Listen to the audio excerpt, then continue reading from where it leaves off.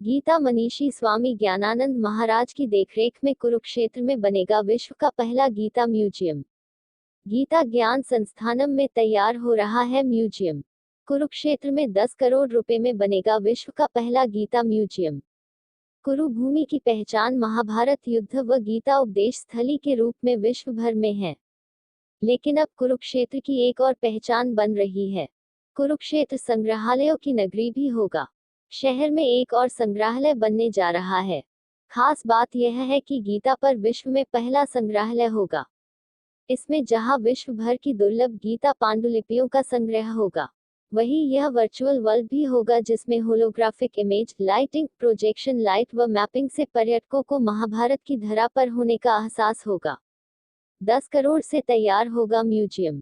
ब्रह्मसरोवर किनारे निर्माण होगा जिस पर बिल्डिंग समेत 10 करोड़ रुपए खर्च आएगा। बता दें कि संस्थान के लिए सरकार व कुरुक्षेत्र विकास बोर्ड की तरफ से करीब 9.5 एकड़ जियो गीता परिवार को दी हुई है। गीता मनीषी स्वामी ज्ञानानंद की अगुवाई में जियो गीता परिवार गीता ज्ञान संस्थानम का निर्माण करा रहा है। गौरतलब है कि आरएसएस संघ संचालक मोहन भागवत, सीएम मनोहर लाल आदि ने ही सरकार के पिछले प्लान में इसकी नींव रखी थी। वस्तुतः श्रीमद् भगवद गीता एक अत्यंत रहस्यात्मक शास्त्र है और इसकी यदि गहराई देखी जाए इस ग्रंथ की तो एक एक शब्द में, एक एक श्लोक में बहुत गहराई है। तो हमें लगता है कि गीता की वो गहराई समाज के सामने आ पाए, उसके लिए जहाँ उस पर रिसर्च हो, रिसर्च के साथ साथ हर व्यक्ति ये प्रत्यक्ष देख सके कि गीता का स्वरूप क्या, तत्व क्या, गीता कब से, कैसे, कहाँ कहाँ गीता की प्रेरणाएं जुड़ी, तो वो सब कुछ यहाँ गीता ज्ञान संस्थानों में हम गीता म्यूज़ियम के रूप में लेना चाह रहे हैं। और विशेष रूप से क्योंकि गीता में भगवान कृष्ण ने कहा है कि ये उपदेश मैंने अनादि काल में सबसे पहले सूर्य को दिया था, तो हम म्यूज़ियम में वहीं से शुरू करेंगे कि गीता का उपदेश कुरुक्षेत्र में हुआ, ये हम सबके सामने प्रत्यक्ष है, लेकिन भगवद गीता सूर्य से प्रारंभ हुआ ये संदेश। सूर्य सबसे पहला कर्मयोगी है और उसके बाद ऋषि परंपरा तक ये गीता उपदेश पहुंचा, आचार्य परंपरा, फिर हमारी गुरु परंपरा में गीता आई और उसके बाद हम ये देखेंगे कि हमारा फ्रीडम मूवमेंट जितना है, स्वतंत्रता संग्राम, वो पूरी तरह गीता के भावों के साथ जुड़ा रहा। हर स्वतंत्रता सेनानी के हाथ में गीता थी, उनके मनोबल का, उनके आत्मविश्वास का साधन भगवद गीता रही।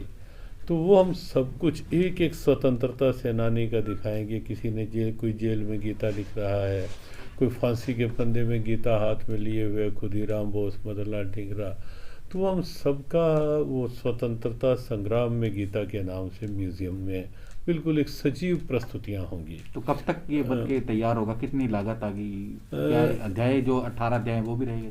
हाँ, 18 अध्यायों की रिसर्च भी उस म्यूज़ियम में होगी। म्यूज़ियम में विदेशी चिंतकों ने गीता को किस किस रूप में लिया, वो भी प्रस्तुतियाँ म्यूज़ियम में होंगी। वर्तमान में गीता का क्या स्वरूप अपेक्षित है, वो भी म्यूज़ियम में होगा। तो म्यूज़ियम एक इतना भावुक सा भाव होगा कि हर व्यक्ति को देख के लगे कि अगर गीता पूरी मानवता की समस्याओं का समाधान है गीता, तो गीता म्यूज़ियम को इस रूप में लिया जाएगा। जहाँ तक समय की बात है, अभी मिनी म्यूज़ियम का एक स्वरूप, ताकि लघु रूप में दिखे कि क्या क्या विस्तृत बन रहा है, वो अभी इसी वर्ष गीता जयंती पे प्रारंभ हो रहा है। एक छोटा म्यूज़ियम, लेकिन विस्तृत म्यूज़ियम उससे कई गुना बड़ा होगा और उसमें हमें लगता है कि हमें 3 वर्ष का समय, 2 से 3 वर्ष का समय उसमें हमें लगेगा उसको एक विश्व वंदनीय स्वरूप देने के लिए। तो कितनी लागत से तैयार हो गई?